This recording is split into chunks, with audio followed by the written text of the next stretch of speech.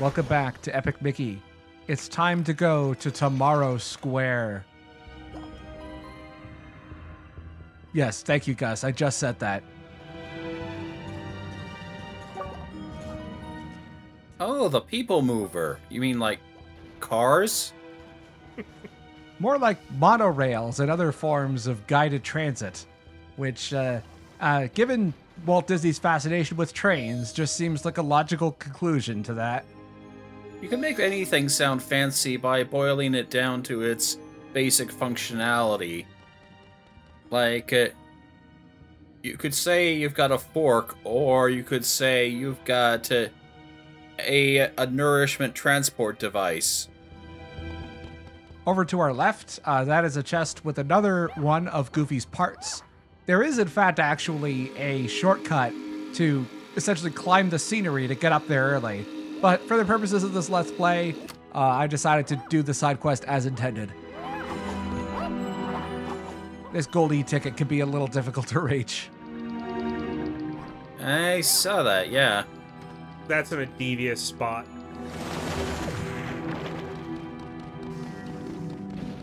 And plenty of Beetleworks enemies in this area, hoppers and spinners. Which, if you get too many of them together, they absolutely kill the frame rate.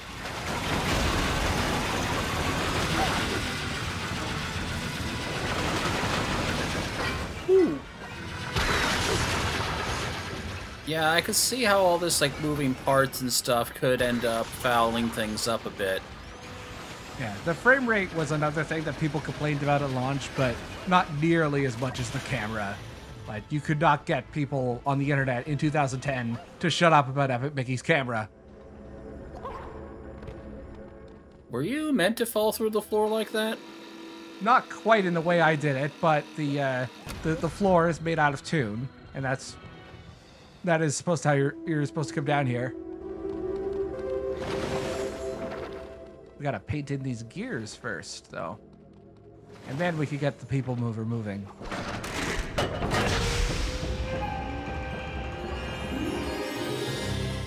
Yay! Now, something kind of interesting about the shape of these windows. This is what is referred to in theme park circles as a hidden Mickey. All throughout the various theme parks, there are subtle pieces of geometry that are meant to look like Mickey's iconic silhouette profile. In fact, in Epic Mickey 2, you get a camera, and there's a whole side quest about finding hidden Mickeys throughout the level, and also some hidden Oswalds. I see. Do you have to figure it out on your own, or does the game occasionally slip you a Mickey? Very funny. Well, there is a kind of an assistant, a guidance mechanic in place where if you're looking at the camera in certain parts, the reticle in the middle will flash green when you have the hidden Mickey or the hidden Oswald in frame. Oh, so the game also makes you look for Oswalds? Yep. In fact, if I remember correctly, there's a botanist in Main Street who is trying to make a statue, can't decide whether to make a topiary. Can't decide whether to make one of Mickey or Oswald, and depending on how many hidden Mickeys or hidden Oswalds you find, he will either make a topiary of Mickey or of Oswald or of both if you find all of them. Interesting. What does a mouse rabbit look like? Well, it's more like the two of them side by side, although the idea of merging them into one being is pretty funny. Oh, dang, those people movers are moving. Yep. That is an unintended consequence of getting the Sky Tram going again, is that there's a new obstacle. I wonder when they actually plan on stopping to let people onto the movers. I don't know. Maybe we'll take care of that later. But first things first, we're going to go over to the Sky Tram. because this is actually how you're meant to get that extra piece of Goofy's animatronics. This is me trying to point out that this is the path you're going on. I mean, I figured you climbed up here for a reason. Well, I guess other than, you know, riding on top of cars is kind of cool.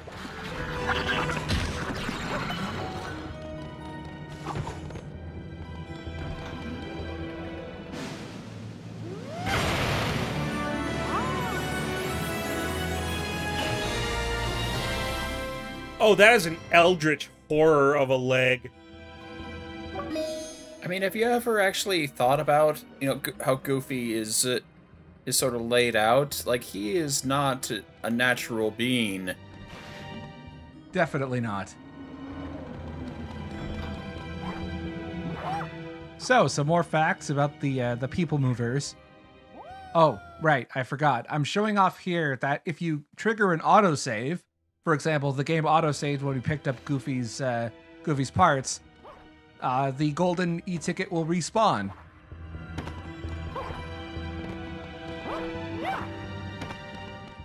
I thought for a second there you were going to say that it was working on Kingdom Hearts rules where it only auto saves like one room behind you, so you had to do the whole thing all over again. Nah, this game is relentless with its autosaves. To the point where it can become difficult to let's play at times. Oh, right. Having to be a one-take wonder on that. I have a second save file that sometimes I use for practice, but even then, I only get one shot at practice.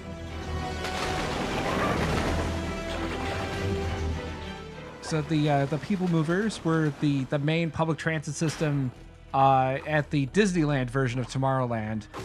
That one was actually closed in 1995, although there is a second set of People Movers that is in the the Disney World version of Tomorrowland that opened in 1975 and is still operational.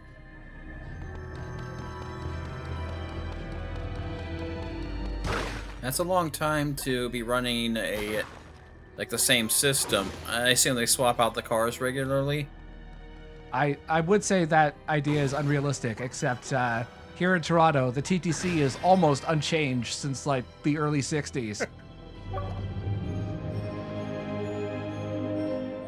And how does it actually work out for you? Well, I'm still here, so. I mean, I guess that's true. That's what happens when the train doesn't actually leave town. I distinctly remember I think it was around 2011-ish, I did an internship in San Francisco, and I was incredibly impressed with the BART, which the locals constantly complained about. The locals absolutely hated the BART, and I could not understand because, you know, warts and all, it was a huge improvement over what we had with the TTC.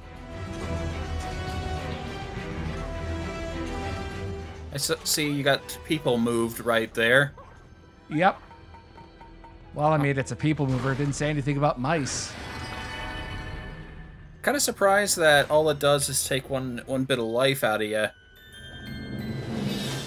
Figured it would just absolutely, just clobber you.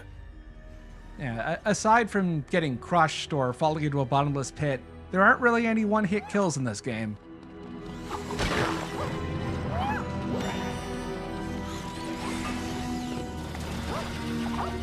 You might also notice this area is really dark. Thankfully, in the Japanese re-release, the colors were brightened somewhat, not just in this area, but in the whole game. They also added a couple of tutorials at the beginning, teaching things like how the camera works and how to lock onto enemies, which was something that was in the manual, but was not taught to you in-game in the original version. I thought you mentioned that both of those things are kind of like how do you explain something that doesn't really work? Well, I mean, it is somewhat effective, but the game never really goes out of its way to, you know, sit down and explain to you in a tutorial through Gus. More importantly, you remember when games came with manuals? Yeah. Yeah, I think that trend stopped sometime in 2012-ish. So, Space Voyage. Have we already talked about this one? This is Mickey's Mechanical Man. This 2D level. There was something else I wanted to mention. Oh yeah. You were mentioning Kingdom Hearts. In Kingdom Hearts 3, there is a mini game also inspired by this short. It's kind of like a Super Punch-Out style game that is also meant to look like a Game & Watch, which I think is pretty interesting.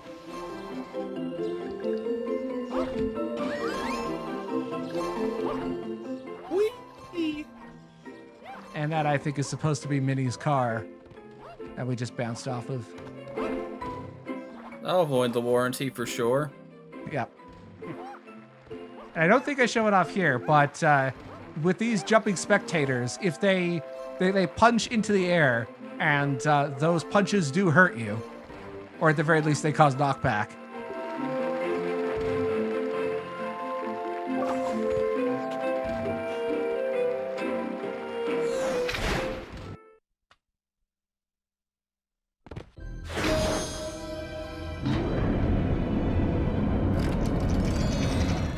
And here it is, Space Voyage! Ooh!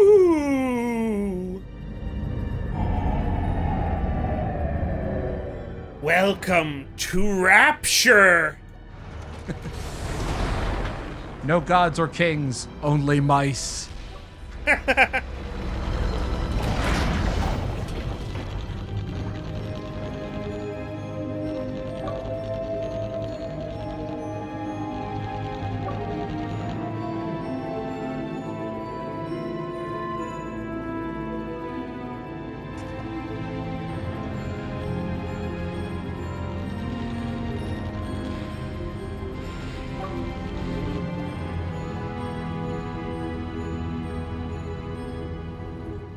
Is he really just telling us how we, like, navigate this whole platforming challenge now? Yeah.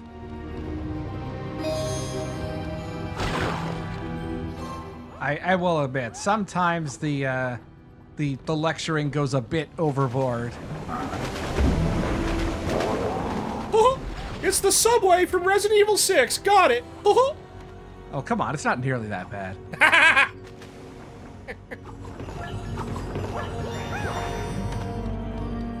And I say this as someone who actually likes that game.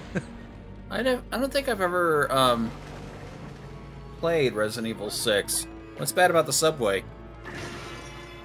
Instant kill QTEs where you have to go out of the way of the subway, and just some bad level design as well as a bunch of dogs.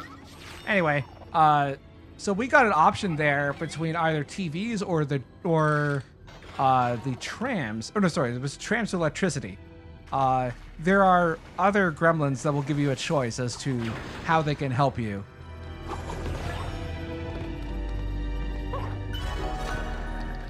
This area is based on Space Mountain, which was first introduced to Walt Disney World's Magic Kingdom in 1975. And there's actually a direct connection between it and Matterhorn bobsleds, which was the inspiration for Mickey Jump Mountain. This was explicitly meant to be a space version of Matterhorn, but that plan was put on hold further again after Walt's death in 1967, and eventually Space Mountain did get off the ground.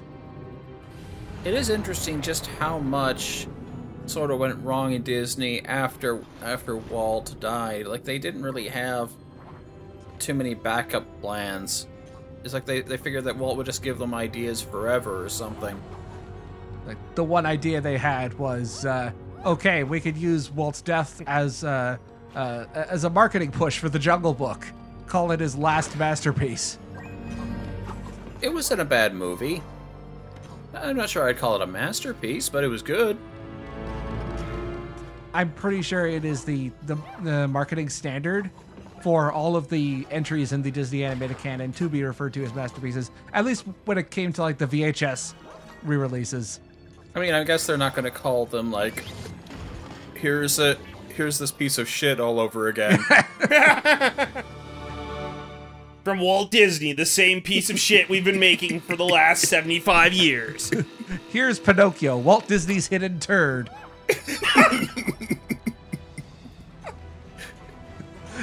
We'll put it, here it is, for $75. This terrible movie that we don't want to be associated with. Hey guys, The Lion King really sucks. Give us your money. Hey, like, let's not say things we can't take back. And the rocket that we saw and that we're trying to get to is based on the Moonlighter rocket, which was the centerpiece of the flight to the moon, which was at the Disneyland version of Tomorrowland. That was one of the dark rides.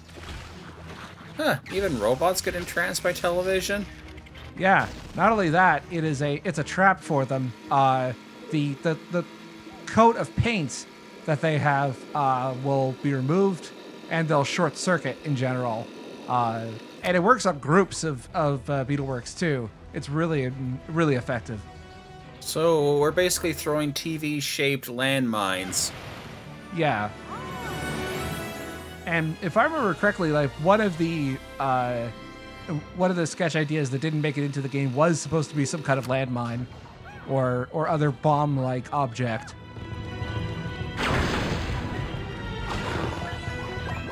And a bit of concept art. We haven't seen one of these in a while. Oh, I hope that's not foreshadowing. Oh, I'm sure it's nothing. Hey, they made Pete into Bane. So that's where the rest of the money went. Do you feel like you're in control, Mickey? Not really. I'm just sort of winging it.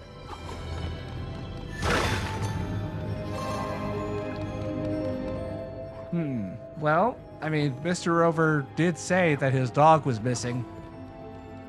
Oh, I thought they meant the other kind of dog tags, like...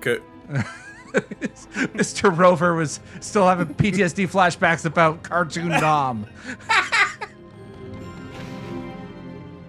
It's the voices. Make them stop, Mickey. Now, I thought I could use the TV as a platform to take a different entrance here. Fortunately, I'm just out of reach. Nice thought, though. There are some places in the game where it's definitely intended to be an alternate entrance, using either the TV sketch or another sketch we'll be seeing later as a platform. Ew, gross. Yep, it's like popping the world's biggest blister.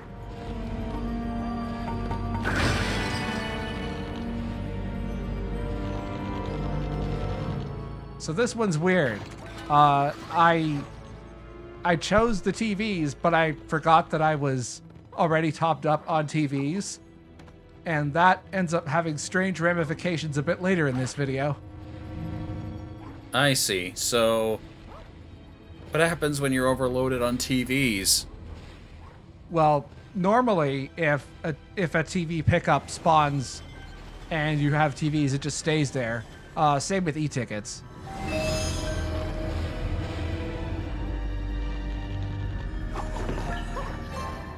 And restoring the pipes here is entirely optional. If you time it just right, you can access the upper areas of this map without calming down the pipes.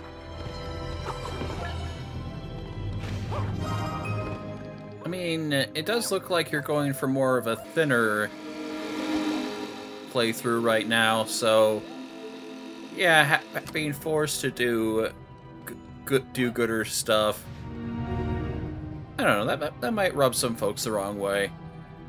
Now, here's the weird thing. If you remember, just a couple of minutes ago, I asked for 3 TVs. There they are. Yep. Uh-huh. Three more TVs. I've not seen this before or since. Somehow those extra TVs got teleported over to the other gremlin. Oh man, like I was really hoping that you would have asked for 3 more TVs. I was thinking about it actually, but it's very helpful to have one of the Beetleworks generators stop working. The way it works is there's only one Beetleworks that can be on the field at one time from the generator, and if there is another way to stop the generator, but I don't think it works on these generators. I think it's something that shows up later.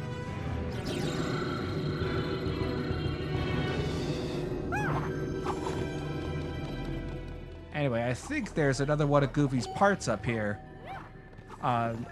Yes, it's worth pointing out here that when it comes to the animatronic parts, normally when you go through these action areas, you can't actually go back to them.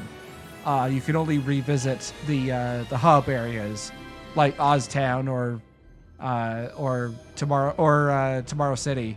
But in this case, because they're such important characters, they are not permanently missable.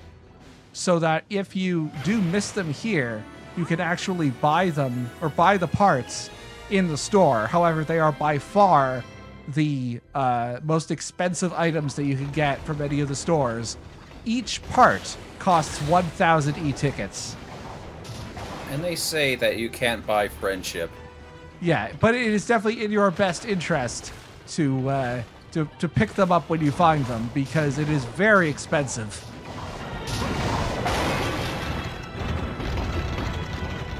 Doesn't really look like you're using your e-tickets for much else, really. Like, all you're mostly doing is just buying concept art.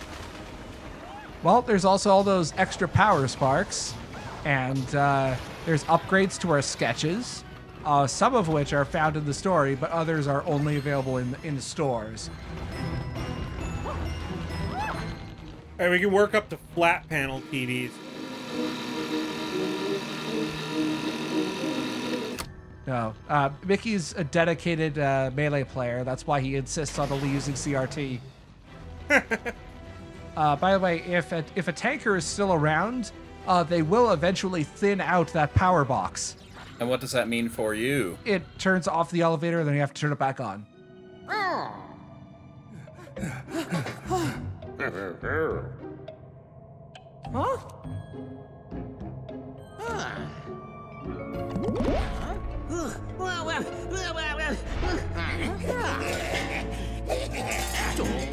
Oh, more MacGuffins.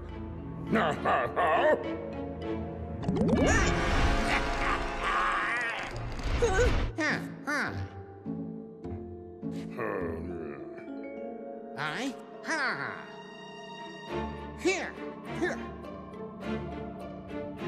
Huh? Huh? Huh?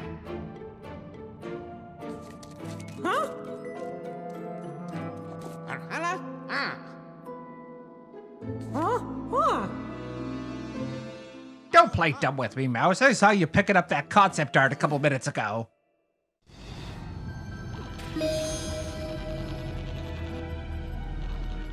So, how did Oswald get here? Using rabbit powers. By the way, here's Pete-tronic. My least favorite boss in the game from a mechanical perspective. However, his boss arena is pretty sweet.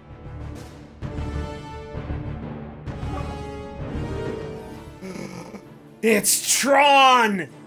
Yeah. It is just basically Tron. Like, they're not even trying to hide it.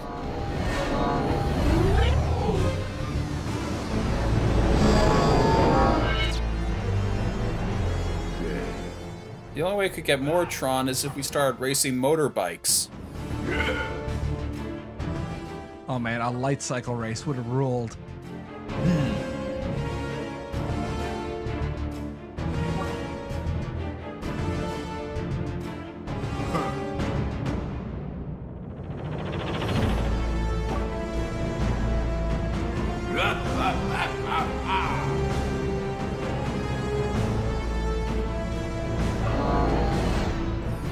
Oh no, he's using Cheat Engine. Sorry, Pete-tronic. It's time you got VAC banned. So this boss is, it's just a Zelda boss mixed with a bit of Crash Bandicoot. very pattern-based. And he throws his disc at you, and you swat it back at him. And unfortunately, there's not really that much gameplay variety, because regardless of whether you're using paint or thinner, you're still just filling in the pump on his back. But one pump is full of friendship. Yeah, but instead of the friendship pump, Mickey has chosen the death pump.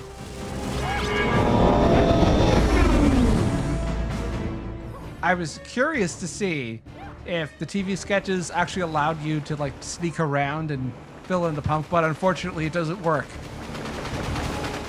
I'm just impressed that it works on him at all. Yeah, every NPC in the game has a unique animation for having a TV or being distracted by a TV.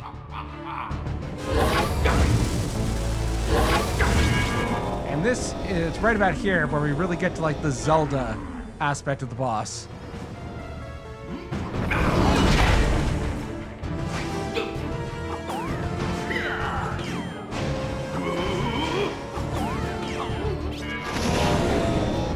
Now, the thing that really sucks about that particular aspect as well of the boss fight is that the more that you have the back and forth between you and Pete-tronic with the disc, the laggier the game becomes. And it gets to the point where if you're extremely unlucky and you hit every part of the energy shield, then the game's input lags so much that all of your motion controls become unreadable.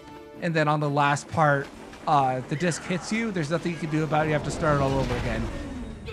Huh. Why does taking away assets increase the lag? Well, I think it has more to do with the speed of the disc. Because in traditional Zelda volleyball fashion, the disc gets faster every time it ricochets.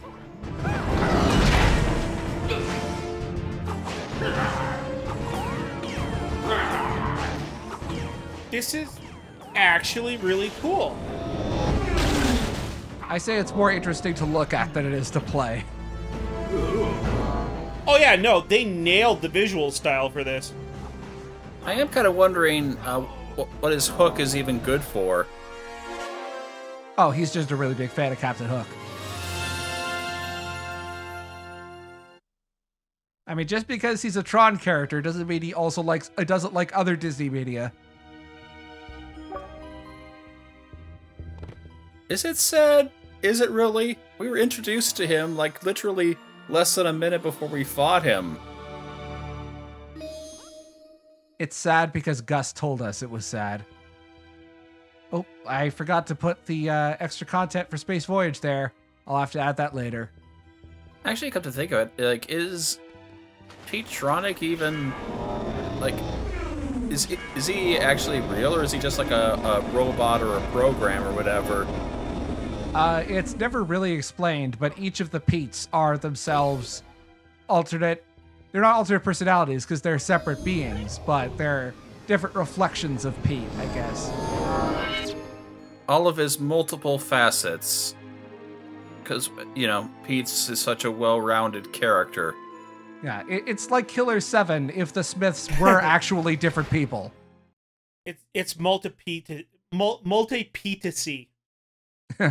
And the database where you can look all of them up is the Multipedia. Oh, that's terrible. I'm here for the dad jokes. It's Pete and repeat. No, we already did that one. The good jokes are starting to peter out. No, they bear repeating. Oh, connected to Crash 4, bears repeating is one of the worst levels of the game. It all comes back to Crash Bandicoot in the end. That's it for Tomorrow City and Space Voyage. Join us next time. We'll be doing some more side quests on Mean Street, and we'll be going to Tortuga, which is the pirate area that Oswald mentioned in an earlier cutscene. Ooh, we're gonna get a Pirates of the Caribbean area? We just might. Whether it's the ride or the movie, we'll leave that for you to decide.